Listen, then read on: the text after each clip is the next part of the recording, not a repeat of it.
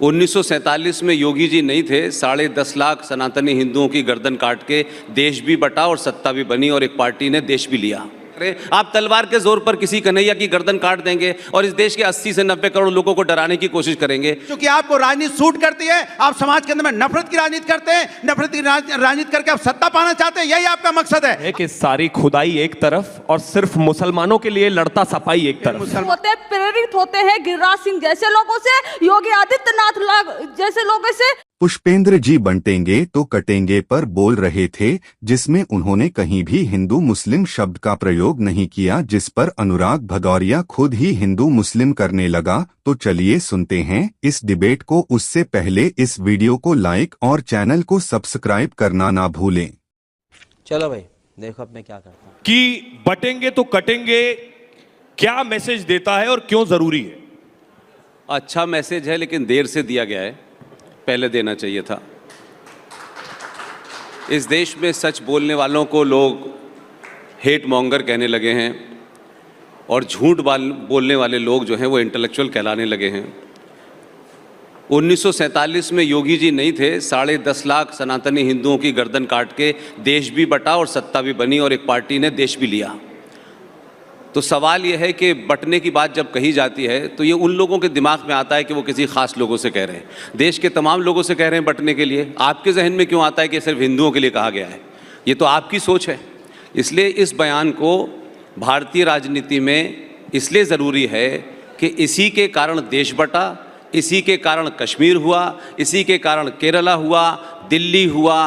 कोई देश का ऐसा कोना नहीं है जहां सांप्रदायिकता का चरम पर हो और लोगों को काट करके, चिल्ला करके, दबाव बना करके। नुपुर शर्मा इसकी जीती जागती मिसाल है। कोई बेटी सच बोले तो एक मजहब के लोग चौराहे चौराहे निकल करके खड़े होंगे और कहेंगे सर तन से जुदा हो जाएगा। उनके सिलसिले में लोग अपना सेकुलरिज्म लेके नहीं आते, उनके बारे में सवाल नहीं पूछते कि भाई ये क्या तरीका है कि अगर किसी ने कोई बात कही आप इंटेलेक्चुअली उसे काउंटर करें। आप तलवार के जोर पर किसी कन्हैया की गर्दन काट देंगे और इस देश के 80 से 90 करोड़ लोगों को डराने की कोशिश करेंगे। लेकिन भारत बदला है और कटेंगे बटेंगे, मैंने पहले ही कहा, ये बयान देर से आया है, अच्छा बयान है, ऐसे बयान आते रहने चाहिए। नहीं सिर्फ 10 सेकंड का। इसके मतलब आप चाहते हैं कि देश के अंदर में हिंदू मुस्लिम सिख ईसाई इनको सबको बांट दें?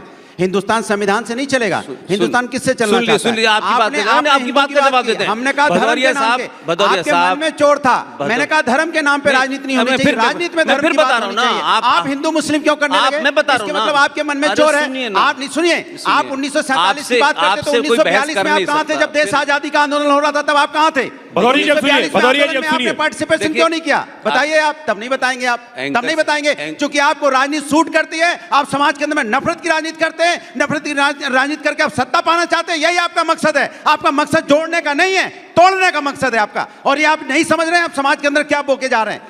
आपकी हमारी भदौरिया जी आप समाज को क्या देके जा रहे हैं? भदौरिया जी सुनिए, 10 सेकंड पुष्पेंद्र जी, फिर मैं दूसरे के एक बात टीवी डिबेट के लिए काफी हैं भदौरिया साहब। नहीं, आप नफरत की बात बोले तो मैंने आपको टोका। मैंने आपको नहीं, आप एक बार विकास का नाम नहीं ले पाए, एक बार बेरोजगारी का नाम नहीं ले पाए। हिंदू मुस्लिम सिख ईसाई सब बेरोजगार हैं या नहीं? अरे आप करें ना इस काम के लिए, मैं तो नहीं पॉलिटिक्स में हूँ भाई। फिर इस्लाम में आ गए, फिर आप। मैंने इस्लाम का नाम ही नहीं लिया, तो फिर क्या कह रहे हैं आप ही को लग रहा है ना इस्लाम में तो नाम नहीं लिया। आप ही बोला हिंदू। भाई आपसे बहस करने नहीं आया हूँ, इनके फंक्शन में आया हूँ। आप टेलीविजन में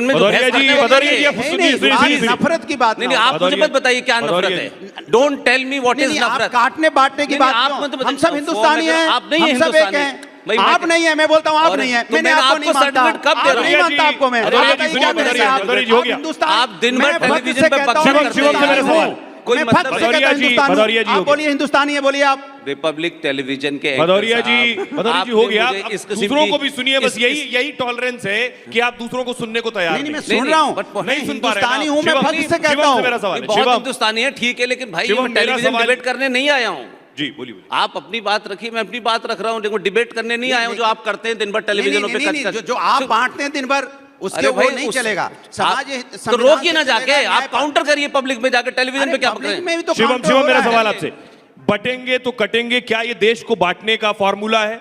अगर मैं इसको इस तरह से 47 में ये नारा था, फिर 47 में चले गए। 47 में नारा था, 2014 के बाद से बात क्यों नहीं होगी? 47 में क्यों भाग रहे हो आप? फिर 1942 की बात कीजिए। आप कराना चाहिए कराएं, मैं डिबेट में नहीं आया। नहीं, आपने 47 को भाग रहे हैं, देश को पीछे क्यों ले जाना चाहते हैं? नहीं, पीछे क्यों ले जा रहे हैं देश को? आगे ले जाइए। सवाल आपसे शिवम मेरा सवाल एंकर मत आपसे बनिए। शिवम मेरा सवाल आपसे जब आप कहते हैं नफरत को देंगे, ये तो ठीक नहीं कितने है। बड़े सेकुलर हैं। जब आप कहते हैं शिवम कि बटोगे तो कटोगे, इसी हरियाणा में जब आप जाट और नॉन जाट करते हैं तब आप क्या बांट नहीं रहे होते? देखिए पुष्पेंद्र जी, ये आपके लिए है कि सारी खुदाई एक तरफ और सिर्फ मुसलमानों के लिए लड़ता सफाई एक तरफ। मुसलमान आ गया, आप इनसे आ गया। आप इनसे कितना भी आएगा। हम कहते हैं, आप प्लीज ये बीच में नहीं है, हर जगह आप बोलना बोलिए, ठीक नहीं अरे रहती, के बारे में मतलब बात शांति मत से बात करो। कर लेंगे, रुको जरा। अच्छा एक चीज बताइए, बटोगे तो कटोगे में किसी में हिंदू कोई मुसलमान नहीं लिखा हुआ है, ये अपने आप ही उसमें मतलब हिंदू मुसलमान क्यों ढूंढ ले रहे हैं? हम कहते हैं कि बटोगे तो कटोगे, भाई यही तो हमारी दादी नानी मौसी चाची कहती थी कि बेटा एक रहना है, परिवार में एक रहना है, भाइयों को एक रहना है, बहन भाइयों को एक रहना है, अगर एक नहीं रहोगे तो बाहर वाला फायदा उठा लेगा। इसी बात को हम कह देते हैं, तो पता नहीं समाजवादी वालों को इतनी दिक्कत क्यों हो जाती है। अब आपका जाट और नॉन जाट पर आता हूं, मैं मानता हूं कि भारतीय जनता पार्टी को हरियाणा में 36 बरादरियों ने वोट दिया है, हर जगह जिस जाट बेल्ट डोमिनेटेड जिसको कहा जाता था वहां भी 17 में से 9 सीटें भारतीय जनता पार्टी को मिली हैं। तो हम तो जाट नॉन जाट कर नहीं रहे, हम तो अगड़ा पिछड़ा कर नहीं रहे। ये पीडीए वाले जिनके मतलब पीडीए के पूरे फॉर्म में भी अगड़ा नहीं है, वो यहां कहते हैं कि हम बांट रहे हैं। हम बांट नहीं रहे हैं जी, बहुत साफ है। अगर आदरणीय प्रधानमंत्री जी ने कहा है कि अगर बटोगे तो सत्ता की मलाई कोई और खाएगा, बिल्कुल ठीक है, बटोगे तो कटोगे, बिल्कुल ठीक है, और ऐसा ही होना चाहिए। एक समाज को, एक परिवार को, एक घर को, एक देश को बंटने की आवश्यकता नहीं है, लेकिन हैं कुछ लोग जिनकी विचारों की पार्टियां, पॉलिटिकल पार्टियां ये जाति के नाम पर बनी हुई हैं।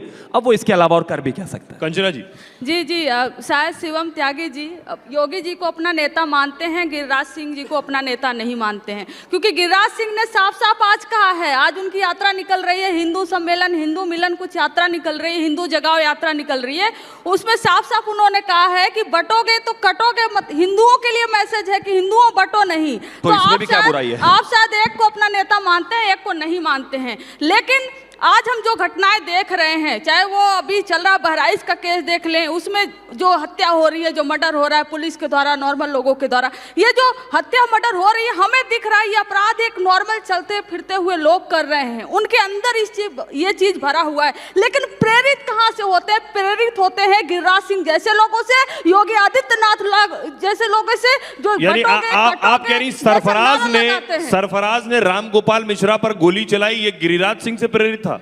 देखिए मैं नहीं गलत है, मैं कह रही हूँ मर्डर, इसलिए मैंने बोला कि मर्डर था वो, और किसी भी तरह मर्डर कौन वाला? आप तो एनकाउंटर को भी मर्डर कहते हैं। अखिलेश यादव उस पर सवाल उठा रहे हैं, एनकाउंटर पर। मर्डर है वो, पुलिस द्वारा मर्डर है। आप कोई ना रूल एनकाउंटर मर्डर है आप कह रही हैं? कानून है, वो जो पुलिस वालों ने किया वो मर्डर है। सही सवाल है, अगर इनकाउंटर इस देश का सॉल्यूशन होता तो आज उत्तर प्रदेश को स्वर्ग हो जाना चाहिए था, क्योंकि सबसे ज्यादा इनकाउंटर वहां हुए, एक के बाद एक इनकाउंटर हो रहा है, फिर भी हत्याएं हो रही है, फिर भी दंगा हो रहा है। क्यों इनकाउंटर सॉल्यूशन नहीं है? आप सॉल्यूशन की तरफ बात करिए। सवाल फिर आपसे है, सवाल आपसे है कि आपकी पार्टी का कोई सदस्य रामगोपाल मिश्रा के घर नहीं गया। अखिलेश यादव ने रामगोपाल मिश्रा की मौत पर कुछ नहीं कहा, लेकिन सरफराज के एनकाउंटर पर जब अखिलेश यादव सवाल उठाते हैं तो बीजेपी सवाल पूछती है कि आपको एक तरफा दर्द क्यों होता है। इस पे बीजेपी के सवाल का क्या जवाब देंगे? देखिए कमाल की बात है, समाज के अंदर में क्या माहौल चल रहा है। एक सरकार उत्तर प्रदेश में भारतीय जनता पार्टी की है, जब भारतीय जनता पार्टी की सरकार है तो पुलिस क्या कर रही थी, एलयू क्या कर रहा था, एलआईयू डिपार्टमेंट क्या कर रहा था, इंटेलिजेंस डिपार्टमेंट क्या कर रहा था, पुलिस प्रशासन क्या कर रहा था। भाई आपने रेकी क्यों नहीं की? आपको पता है कि वहां से जुलूस निकलेगा, कोई अप्रिय घटना हो सकती है, तो आपने क्यों नहीं वैसे व्यवस्थाएं की? आपने पहले आपकी पुलिस की कमजोरी की वजह से, पुलिस की नाकामी की वजह से आज हमारे बीच में रामगोपाल मिश्रा नहीं है।